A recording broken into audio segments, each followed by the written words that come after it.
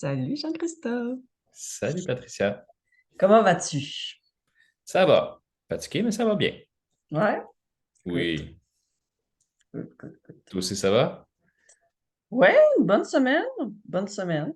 Voilà, l'automne arrive, on le sent bien dans la température et dans la luminosité. Fait Ouais. que je sens comme que les énergies des gens, en général, on est plus en mode pré-hibernation. Good. Ouais, Euh, si on pouvait hiberner tout l'hiver ou, comme ma tante elle disait, la nature se repose l'automne, l'hiver, on devrait se reposer autant, tu sais. ben ouais, on avait parlé ça dans notre capsule sur l'été. Ouais. Mhm. Mhm. Donc, mon cher, aujourd'hui, plan de match, on s'est dit qu'on parlerait notamment des émotions. Ouais. Et plus précisément, on voulait aborder l'émotion de la colère. Ouais. Pour toi, c'est quoi une émotion? C'est comme un check engine dans ton tableau de bord de voiture. Ça veut dire qu'il se passe J'adore! quelque chose. C'est un signal d'alarme. Comme, hey, Exact! tu vis quelque chose, prends-en note. Totalement. Moi, j'ai même, même idée. Moi, je la vois vraiment comme notre boussole intérieure. Tu veux savoir un petit peu plus comment t'orienter, ben, si tu écoutes tes émotions, ça te dit où te diriger. Si tu vas à l'encontre ou il y a une situation qui va à l'encontre de tes besoins, ou que tes besoins, dans le fond, ne sont pas répondus dans une situation, ben, effectivement, on va ressentir de la colère.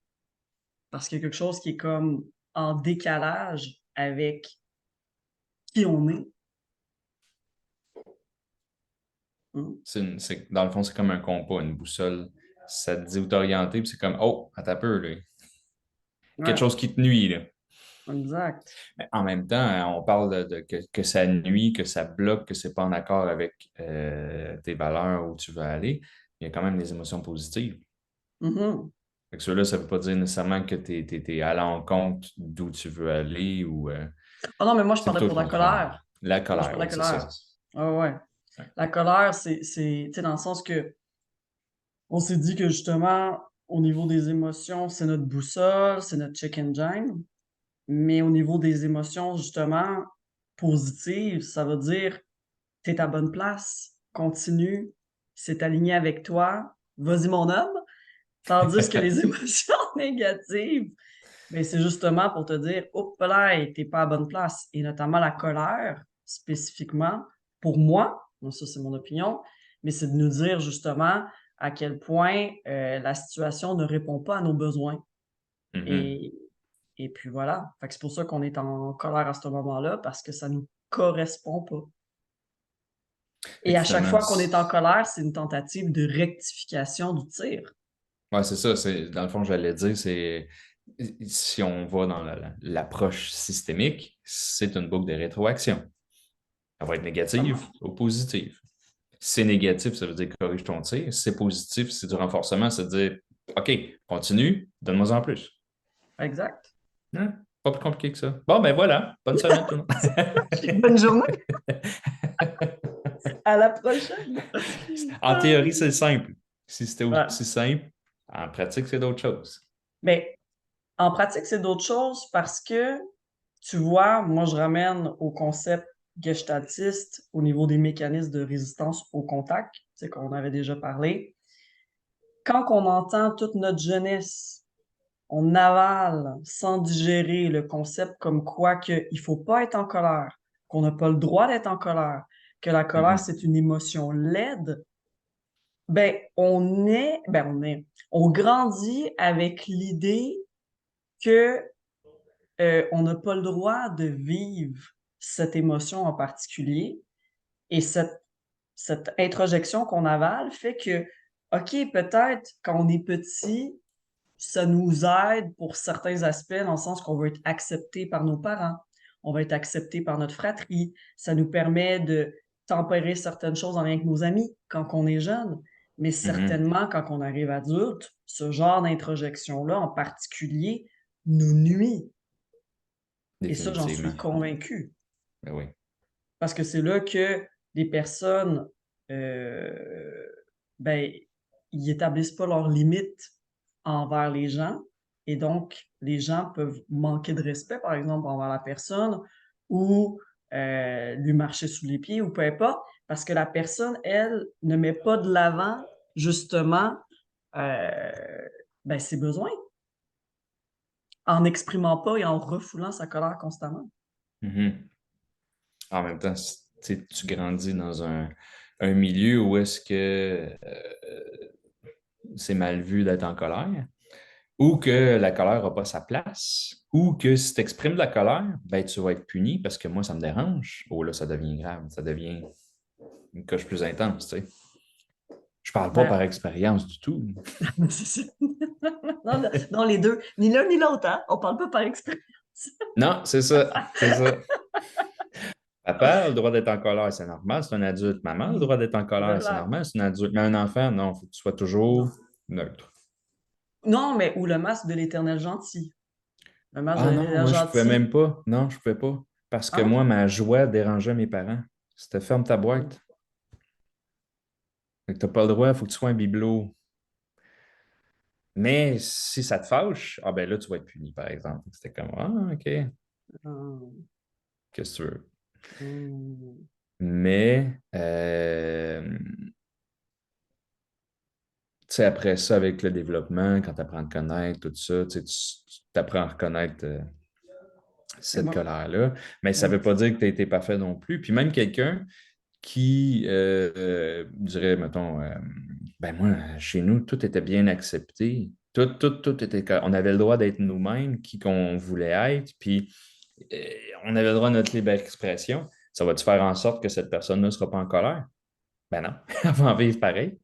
ah non, mais totalement. Le but, c'est pas d'éradiquer la colère. Le but, c'est de se dire Non, que c'est ça. chacune des émotions a sa place et qu'un humain, c'est un arc-en-ciel ou un éventail émotionnel et que chacune des émotions, là, on aborde la colère, mais chacune des émotions a son rôle propre. Mhm. L'humain est un être d'émotion. C'est ça. On ne peut pas en avoir. C'est impossible. Puis, il y a un aspect aussi, puis moi, je l'explique à mes parents dans toutes mes conférences, mes formations, programmes d'accompagnement, c'est vos enfants ne sont pas ces colères. La colère est la Mhm. résultante d'un besoin non entendu ou non Non répondu selon sa comblé. perception. Mais Ouais. votre enfant n'est pas ses colères. Si on se met à dire que notre enfant est ci et ça parce qu'il est colérique et qu'on lui colle une étiquette, Mhm. mais ce n'est pas sa personnalité propre. Et donc, l'enfant se fait chicaner d'exprimer sa colère. Ben lui, c'est comme de se dire, ben c'est ça, j'ai pas le droit de vivre ce que je vis, j'ai pas le droit de ressentir ce que je ressens, je n'ai pas pas le droit de percevoir que la situation ne me convient pas.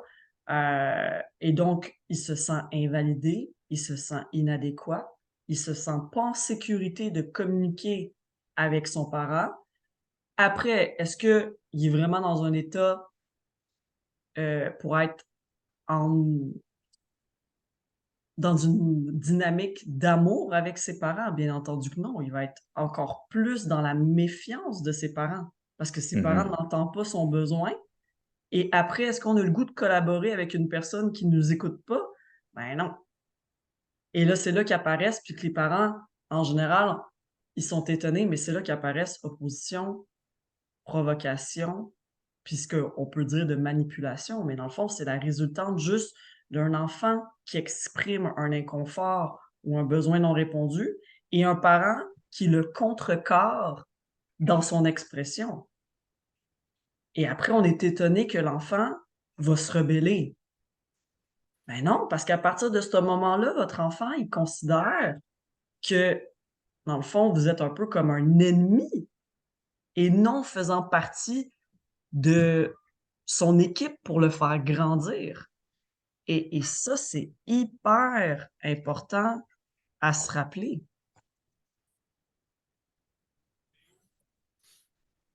Quand même pas évident quand tu es Non, sur le terrain, tu sais, c'est. non, c'est clair, mais euh, Mhm. ce qui arrive souvent, c'est que les parents eux-mêmes, puis moi, j'utilise tout le temps l'image du verre d'eau émotionnel. En tant qu'adulte, il faut tout le temps travailler à ce que notre verre d'eau émotionnel soit quasi vide. Parce que la journée que notre enfant ajoute une goutte en exprimant son émotion, ben, si notre verre il est quasi plein, ben, le verre d'eau émotionnel du parent déborde. Mhm. Alors que l'enfant, lui, il agit de manière instinctive parce que dans le fond, jusqu'à 4 ans, il agit au niveau de ce que il perçoit de son environnement au niveau sensoriel, fait que vraiment au niveau de son tronc cérébral, qui est son cerveau inconscient, puis au niveau de son système limbique, qui est son système semi-conscient. L'enfant, il est pas rendu à se dire: «Oh non, je ne vais pas faire de crise parce que j'entends le séchoir à main, dans les toilettes publiques et le bruit me dérange». Mais non, parce qu'il y a 4 ans. Il est pas rendu à établir de la logique sur ses inconforts. Il vit son inconfort et il l'exprime. Et Mhm. si le parent le chicane par rapport au fait qu'il fait une crise parce qu'il est inconfortable au niveau du son, ben, on fait juste renvoyer le miroir à l'enfant, comme quoi qu'il a raison d'évaluer que c'est une situation de danger, tu sais? Puis c'est là la problématique. On Mhm. renvoie le miroir à l'enfant: «Tu es en colère, tu as raison d'être en colère», puis en plus, le parent fait peur à l'enfant, fait qu'en plus d'être en colère, il tombe en état de stress. Et lui, il va toujours avoir cette image-là en tête, qu'à chaque fois qu'il exprime sa colère, son parent devient le grand méchant loup. Ouais, mais ça cause des traumas, c'est des trucs comme ça, tu sais, Mhm. à la longue. Ben, puis, que j'allais dire aussi, ben c'est ça, il y a toute une histoire culturelle, il y a toute une histoire sociale, il y a tout, tu sais. Ah non, là, tu fais une crise en public, attends qu'on arrive à la maison, tu vas être puni. Tu as montré au monde que je sais pas comment t'éduquer, tu sais. Oui, puis ça, Non, c'est ce que encore tu es une en fois train de montrer au monde, c'est j'ai le droit de faire une crise en public, puis mes parents sont pas capables de se gérer eux-mêmes. Comment ils peuvent me gérer moi, tu sais? ben, c'est ça, C'est ça aussi, là. parce que le parent lui-même, son verre d'eau émotionnel est trop plein. Puis que dans le fond, il y a son lot de blessures, de schémas, de traumas du passé qui n'appartiennent pas à l'enfant et que l'enfant, dans sa réaction, déclenche ça chez son parent. Mais c'est pas la faute de l'enfant. L'enfant, il a rien demandé. Non, c'est ça. L'enfant, il fait juste son tronc Réagir. cérébral, que j'appelle un peu le chien de garde du système nerveux, il fait juste lui dire m'aider, m'aider, m'aider, situation de danger ou d'inconfort ou de stress. C'est tout, puis il réagit là-dessus. Mais le parent qui réagit en grand méchant loup ou qui le punit par après, alors que les enfants ont pas de notion de temps, fait que même si il le punit 3 heures après, l'enfant, il a déjà oublié l'événement. Fait que Ouais, ça c'est a ça. ni queue ni tête en plus. Ouais, L'enfant, c'est il ça. fait juste recevoir de l'agressivité, malheureusement verbale ou physique, alors qu'il fait même plus le lien avec l'événement. Tu sais, la gestion de temps au niveau neurodéveloppemental arrive, on la conscientise en tant qu'enfant vers 9 10 ans. Mhm. C'est long quand même, là. C'est long. C'est pas pour Ah, rien parce qu'on que, apprend à lire l'horloge à l'école, au primaire, vers 9 ans, 10 ans, puis ouais. qu'on a encore de la misère en rien que les minutes puis Ah, les c'est un heures. concept qui est artificiel, dans le fond. Là. La lecture du temps, ça Totalement. n'existe pas, là. C'est comme la notion de l'argent, là. Un enfant, ça ne sait pas c'est quoi la différence entre 20 et 100 là, tu sais, là. Ben non. C'est normal parce que c'est un concept qui est artificiel, qui est créé, inventé, là. Puis pour lui, un 10 sous, ça a moins de valeur qu'un 5 sous parce que le 5 sous, il est plus gros. Il est plus gros. C'est vrai. C'est drôle. Il Mais y a une c'est ça logique derrière pareil! ça. Ah Ben oui, oui! il y a une logique. Ils sont pas bons, les enfants, tu sais? Ouais. C'est drôle parce que ça me fait flasher. C'est pas tout à fait de la colère, mais c'est plus, mettons, la tristesse. Milo, quand il se réveille de ses siestes, des fois, il pleure. Fait que, tu sais, Vanessa l'a lu qu'il était comme un peu signaleur. Il signale qu'il est réveillé, mais en pleurant. C'est correct, tu sais. Puis à un moment donné, Chantal est à la maison, puis je l'entends, c'est elle qui va le chercher, tu sais. Elle rouvre son store, puis le Milo, il pleure, tu sais. Puis elle dit, ben Milo, pourquoi tu pleures? Regarde, ton lapinou, il pleure, pas lui. Fait que là, c'était comme, oh, viens ici, qu'est-ce que tu es en train de dire là? Ben là, pourquoi il pleure? Laisse-le pleurer, s'il a le goût de pleurer. Ouais. Ouais, mais c'est pas correct. Pourquoi c'est pas correct? Qu'est-ce qui fait que c'est pas Mais correct? c'est ça, c'est C'est parce pas que toi, correct. ça dérange. En fait, la meilleure question, c'est pas correct pour qui? Toi, ça vient te déranger parce que toi, ça vient te chercher. Pour Exact. quelle raison ça vient te chercher? Là, après ça, est-ce que c'est ta mère, ta grand-mère, le ci, le ça? Mais c'est là que ça va loin dans tout ce qui est culturel, tout intergénérationnel. Mais en même temps, si tu es en train de démontrer à Milo que c'est pas correct de pleurer parce que son lapinou, lui, il pleure pas, il devrait pas pleurer, qu'est-ce que tu es en train de faire? D'un autre côté, tu es campé dans des peurs, puis des restrictions, puis dans des notions de contrôle. Fine, gère ce que tu as géré. Mais là, c'est quand même pas cool là, que tu transfères ça à ton petit-fils, tu sais. Ben non. Mais Puis, c'est tellement inconscient que ça va vite, là, tu sais. Fait que c'est. puis à travers ce message-là, au-delà de ça, c'est de dire, regarde ton lapinou, fait que regarde la personne à côté de toi. Elle, elle n'a pas le même besoin que toi, mais c'est mieux. Ouais, c'est ça. Dans le Elle sens est que mieux. elle est mieux, elle pleure pas, donc c'est ça le modèle qu'il faut que tu suives. Suis pas ton instinct, suis pas ce que tu ressens, suis ce que l'autre d'à côté ressent. Et c'est là que dans la société, on devient un peu tous des moutons, tu sais, à force, Ouais. parce qu'on se dit tout le temps que le voisin a toujours plus raison que nous-mêmes, puis qu'on devrait plus faire confiance à notre intuition puis à nos ressentis. Mais on s'étonne pas pourquoi, parce que quand on voit justement dans la jeune enfance que des phrases comme tu dis, que le monde dise en spontané: «Mais non, pleure pas!» Pourquoi qu'on dit ça aux enfants? Ouais, «Mais c'est non, ça. fâche-toi pas, le souris, tout va bien!» Ben, ça a-tu l'air d'aller? Votre enfant est en train de faire une crise! Ben non, clairement, ça va pas. Et se dire justement ça: «Hey, ça va pas, hein, ça va pas!» Puis d'adopter le même faciès, la même expression faciale pour lui renvoyer le miroir à votre enfant que vous le comprenez Mhm. et qu'il est entendu, que son besoin, il est perçu, il est reçu et qui est validé. Vous avez le tu sais, dans le fond, en tant que parent, c'est qu'on a le droit, bien entendu, de ne pas avoir le même besoin que lui, mais en tout et partout, on peut toujours valider.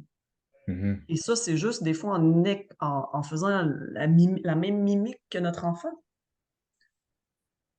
Puis, tu sais, à l'âge, mettons, où est-ce que Milo est, des fois, ça arrive, tu sais, qui est fâché ou qui pleure, tu sais, puis là, des fois, je vais lui demander, t'es-tu fait mal? Tout ça, il fait juste pleurer. Fait que là, tu sais, je t'ai porté à trop questionner, tu sais, t'as-tu mal? T'as-tu mal à quelque part? Tout ça? Puis là, j'ai appris avec le temps de dire, OK, regarde, tu fais, pleure, tu me le diras après, au pire, tu sais, puis Ben un coup oui, que ça sera passé. Fait que là, puis moi, je dis, c'est correct, c'est correct. Puis Vanessa me dit, ouais, mais dis pas que c'est correct. C'est pas correct. Je dis, non, je dis, c'est correct de pleurer, c'est correct qu'il y ait cette émotion-là, que ça sorte. Fait que moi, totalement. je dis, c'est correct, tu pleures, vas-y. C'est Puis papa est correct. avec toi, papa est là, papa est avec toi. Mais c'est That's it. exactement ça. C'est correct. Puis quand les enfants, ils ont une grosse, tu sais, ils ont une grosse peine ou ils se sentent coupables de quelque chose, on peut dire aussi: «Ça arrive». Je Mhm. vois ce que tu me dis, j'entends ce que tu me dis et ça arrive, c'est des choses qui arrivent. Hein, tu as échappé ton verre, là, tu paniques parce que tu es gêné d'avoir échappé ton verre, puis tu sais qu'il faut tu sais qu'en général, on souhaite pas échapper notre verre, de jus ou de lait ou peu importe. Puis tu vois des enfants qui sont désemparés parce qu'ils ont peur de se faire chicaner par leurs parents. Puis moi, je les regardais: «Mais non, ça arrive, c'est Mhm. correct». Ça arrive des accidents. Est-ce que tu as voulu faire du mal en échappant ton verre? Mais bien entendu que non, bien entendu que non, tu sais. C'est Mhm. de venir essayer dans le fond, je vais dire, c'est vraiment, quand on est face à l'émotion de l'autre, c'est de se mettre dans la posture d'empathie, mais totale.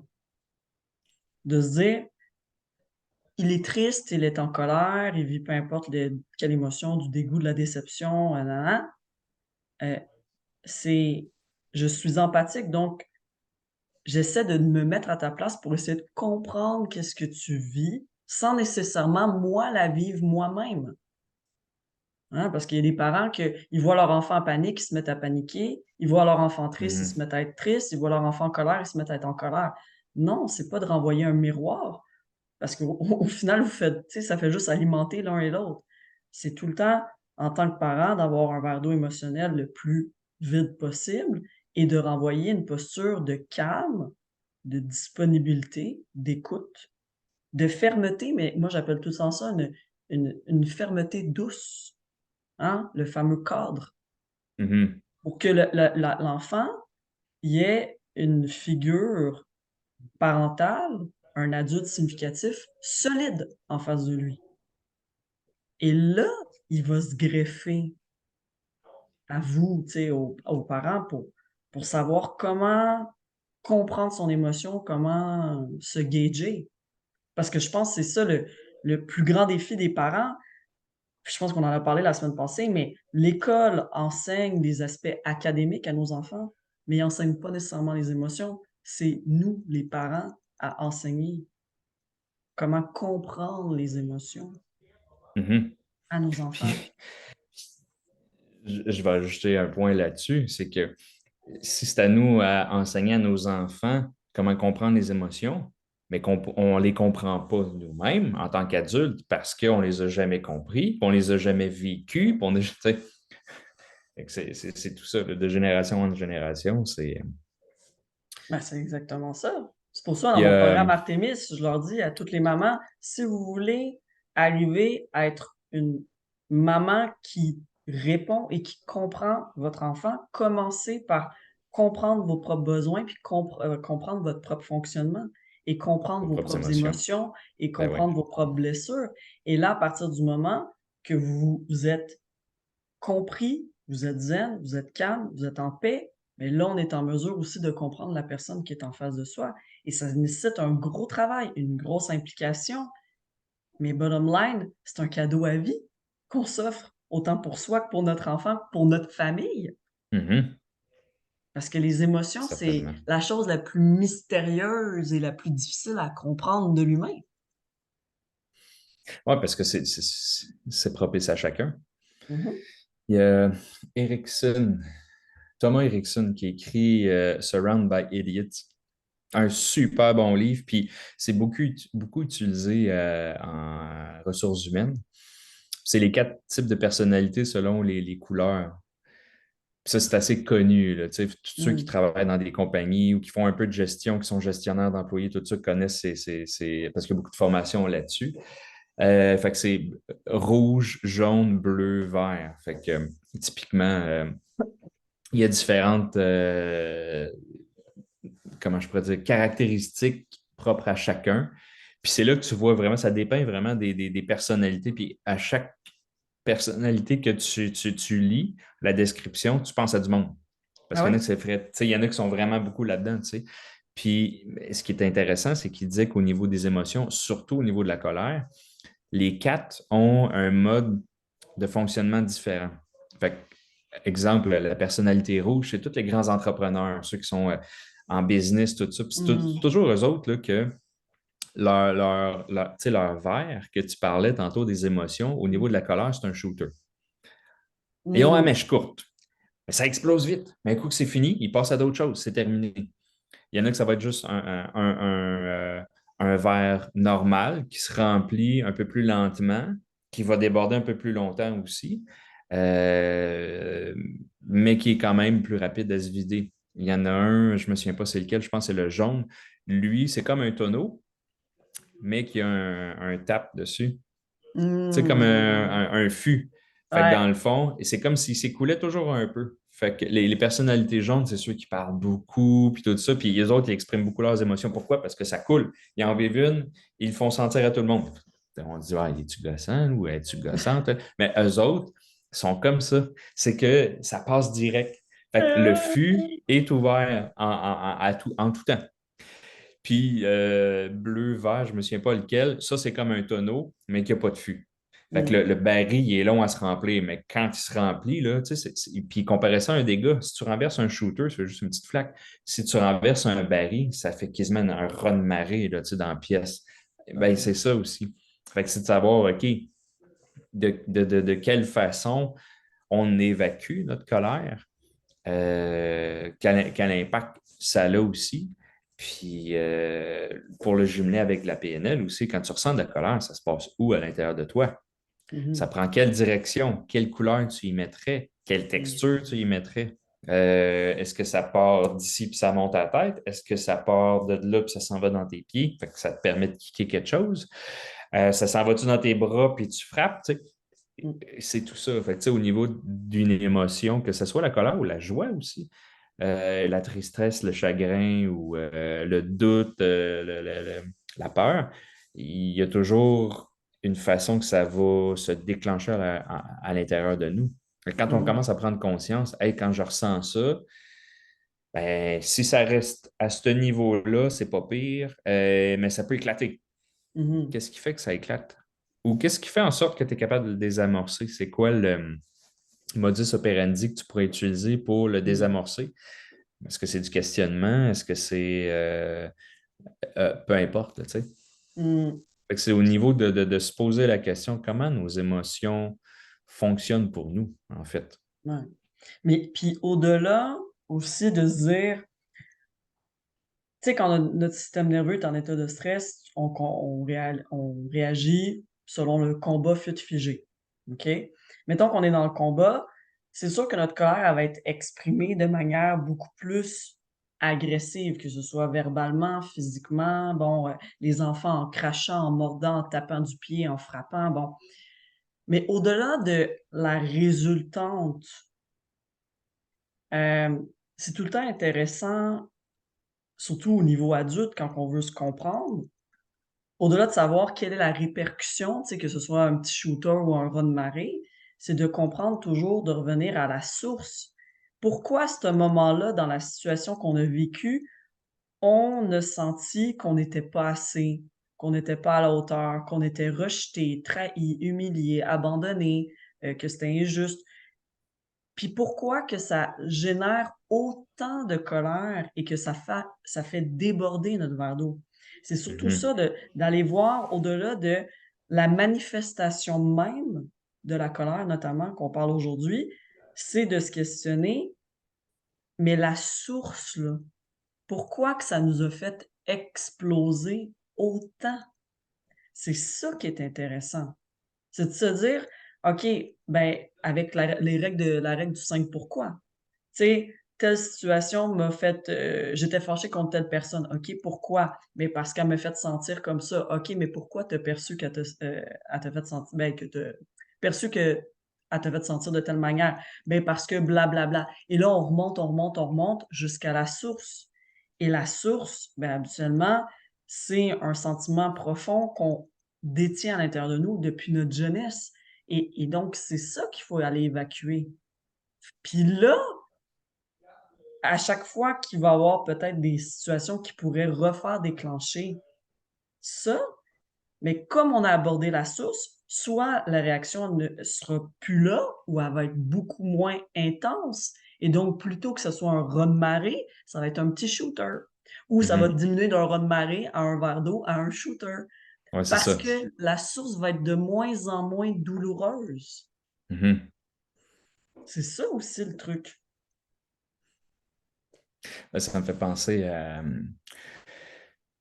Vanessa me disait mettons, quand on va chez ses parents, tu sais, il y a des armoires en haut de. Ils ont comme une presqu'île, si tu veux. C'est pas un îlot, c'est une presqu'île. Puis il y a des armoires au-dessus. Puis mon beau-père, il est grand, il mesure 6 pieds 3, 6 pieds 2, 6 pieds 3. Puis des fois, ça arrive qu'il se cogne sur le coin. Fait que là, dans ce temps-là, c'est comme aïe, aïe donc, bang!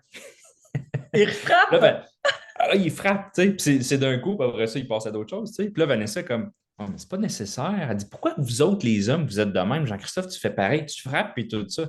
Elle dit, est-ce que la destruction d'objets, c'est vraiment nécessaire pour évacuer une colère?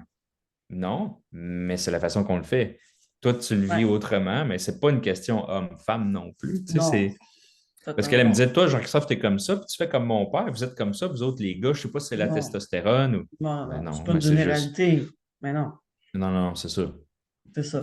Homme, Mais, femme, peu importe l'âge, on a tout notre moyen d'exprimer la colère, mais je pense qu'en tout et partout, si on veut venir comprendre pourquoi ça nous génère une colère et comprendre l'intensité de notre réaction, c'est que belle est bien une source et que si on l'atteint, là, on peut arriver à être plus, ben, à être moins déclenché par les événements puis à réagir moins fortement.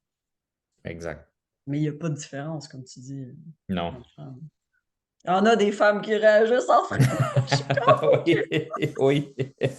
J'en suis convaincue. Pas moi, là, mais j'en suis convaincue. Euh, Ouais, ouais. ouais. Puis aussi de se rappeler au niveau de l'émotion, tu sais, tu connais le livre de Peter A. Levine, Waking the Tiger. Est-ce que tu le connais, Waking the Tiger? Non? C'est, dans le fond, un psychiatre spécialisé en trauma. Et lui, ce qu'il mentionne, c'est que toute émotion refoulée, se fige à quelque part, d'une certaine manière, dans notre corps. Toujours. Hem, l'émotion en soi, c'est une courbe. Si à chaque fois on la refoule, puis on l'avale ici, là, puis qu'on parcourt pas la courbe au complet, on stoppe l'émotion en plein milieu et là, elle se fige, que ce soit dans une articulation, un organe ou peu importe, hein. Puis là, c'est là qu'on intervient, toi puis moi notamment, mon cher Jean-Christophe, quand on voit des belles capsulettes à l'épaule gauche, quand quelqu'un a vécu un deuil ou quand il y a une grosse colère, puis là, il y a: «Ah, j'ai mal au foie», et Un cetera, et cetera. torticolis, ouais, peu importe. Ouais. Torticolis et bon, fait que voilà, fait que c'est le principe de la somatique et tout. Heu et ce qui est intéressant aussi, c'est de se dire, une personne qui a vécu un trauma à 14 ans, elle revit le même genre de situation à 36 ans, ça va la ramener quand elle revit l'émotion, ça va la ramener à quand elle avait 14 ans. Fait qu'elle va plus avoir des schèmes de réflexion, d'action, de pensée d'une femme de 36 ans. Elle va avoir les schèmes de réaction d'un enfant de 14 ans parce que, dans le fond, la courbe a jamais été complétée et ça va venir, et c'est prouvé, réactiver directement, l'endroit où ça avait été logé dans Hmm. son corps à ce moment-là. Et dans le fond, Peter A. Levine, a été un grand instigateur, dans le fond, de toutes les modalités art thérapeutiques, dans le sens qu'il disait: «Si vous voulez libérer une émotion prise dans la psyché et dans le corps, il faut pas en parler comme ça, comme toi puis moi, dans le verbal, dans le conscient. Non, ça s'est logé dans l'inconscient et ça s'est logé dans le corps. Donc il faut aller avec des modalités dans l'inconscient et dans le corps et à travers, par exemple, des modalités art thérapeutiques, qu'on y va avec des symboles de l'inconscient, mais on y va beaucoup avec le corps, que ce soit sous forme de libération énergétique après une visualisation ou avec, par exemple, une certaine forme de dessin. Ben là, tu agis sur le cœur de l'émotion de quand tu avais 14 ans parce qu'on s'adresse à la bonne chose. Mhm. Et c'est pour ça que nombre de personnes, peuvent faire des suivis en psychologie ou en psychothérapie et il y a des très, très bons suivis. Mais il y a d'autres suivis que oui, peuvent durer 10 ans, 8 ans et que finalement la personne n'arrive pas à se libérer de son trauma. Pourquoi? Parce qu'effectivement, pour la plupart des traumas, il faut aborder l'inconscient et le corps et le verbal. L'ego humain est trop bon pour éviter de nommer des choses, puis pour fuir et pour détourner, pour se protéger. Fait que bien entendu que le verbal, ça fonctionnera pas. Surtout si le Mhm. trauma avait été vécu, chez l'enfant à 4 ans ou à 3 ans. Il était dans un cerveau encore primitif, inconscient, semi-conscient. Là, tu te mets à y parler du traumatisme quand il y a 36 ans, de quand il y avait 3 ans. Bien certainement, son trauma, il l'a vécu, il était pas conscient. Fait que comment qu'il peut en parler à 36 ans? Ben non, faut retourner dans le langage qu'on avait à ce moment-là. Mhm. Et en tout cas, bref, ce livre est génial. Ah. Ça fait penser à ce que Fritz Pearl parle, parce que dans le fond, c'est comme un collier de perles. Si tu vis 10 fois, en fait, la source, tu viens rajouter une perle, tu viens en rajouter une, tu viens en rajouter une, puis celle qui est au bout, ben, je veux pas, elle vient réactiver toutes les autres. Fait que l'idée, c'est Exactement. d'être capable de casser le collier puis de tu sais, faire tomber toutes les perles jusqu'à la première, tu sais. Ce qui n'est Totalement. pas toujours évident, mais c'est ça le but. Puis de briser le cycle parce que si, comme tu dis, puis j'aime l'image, avec des perles, euh, ben ça crée des situations inachevées. Fait que tu répètes des trucs parce que tu n'as jamais réglé la perle de il y a je sais pas combien d'années et tu répètes. Tu répètes avec ton conjoint, tu répètes avec tes enfants, tu répètes avec tes amis, tu répètes avec tes collègues, tu répètes avec ton patron. Pourquoi? Parce que le trauma initial de quand tu avais 3 ans, quand tu avais 14 ans, il s'est jamais réglé. Et tu répètes, et tu Mhm. répètes, et tu répètes. Fait que pour moi, c'est ce que je dis à l'ensemble de mes clients. Moi, le souci, c'est pas de régler la résultante au niveau de la manifestation en elle-même de la colère, mais plus d'aller à la source. C'est ça qui est pertinent. Et c'est ça qui va tout changer. Puis il y a des Ouais. trucs qui nous mettent en colère, euh, mais moindrement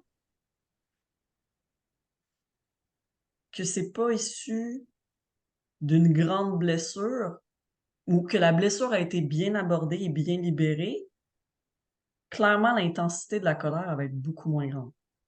Mhm. C'est tout le temps, l'intensité de la colère est reliée à l'intensité de la blessure béante ouverte avec une grosse plaie. Mais si on a travaillé à identifier la source qui a coupé la plaie, qui a créé la plaie, puis qu'elle se referme, puis qu'elle cicatrise tranquillement, mais si la personne se remet à être en colère en lien avec cet événement-là, ça va être beaucoup moins douloureux parce qu'il y a déjà eu une amorce de cicatrisation. C'est ce que tu disais tantôt, on passe d'un tonneau à un verre ou à un petit shooter. Fait que... Exact.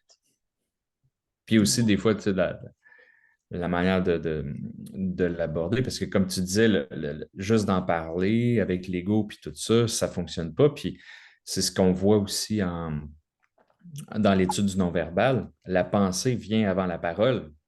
Fait que comment que le corps va le manifester, comment qu'il va le montrer, comment qu'il va réagir versus qu'est-ce que tu dis, des fois, ça ne concorde pas.